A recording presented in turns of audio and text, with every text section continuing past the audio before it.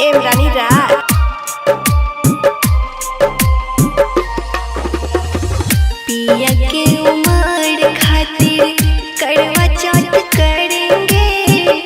चालन से आज हम अपना चांद देखेंगे। पिया के उमर खातिर करवा चौथ करेंगे। पिया के उमर खातिर करवा चौथ करेंगे। निर्जलावत रखेंगे। चालन से आज हम अपना चांद देखेंगे। अपना चांद देखेंगे। पिया के उमर खातिर करवा चौथ करेंगे। निर्जलावत रखेंगे। चालन से आज हम अपना चांद देखेंगे। अपना चांद देखेंगे।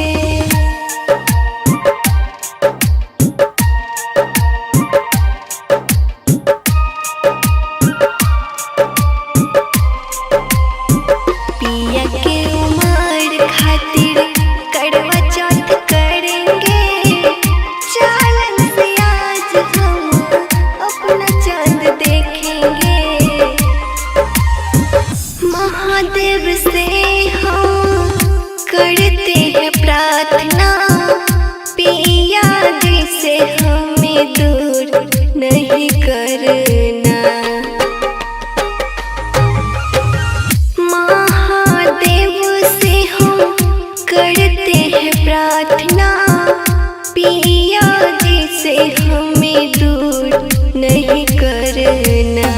16 श्रृंगार हम आज करेंगे। आज करेंगे। चालन से आज हम अपना चांद देखेंगे।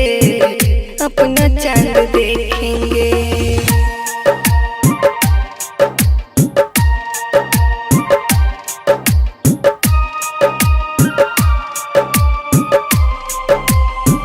पिया के उमर खातिर करवा चौथ करेंगे।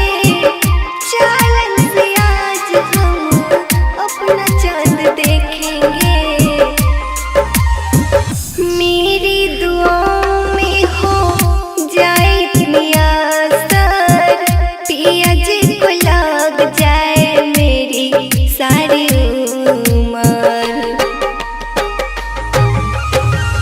मेरी दुआओं में हो जाए इतनी असर।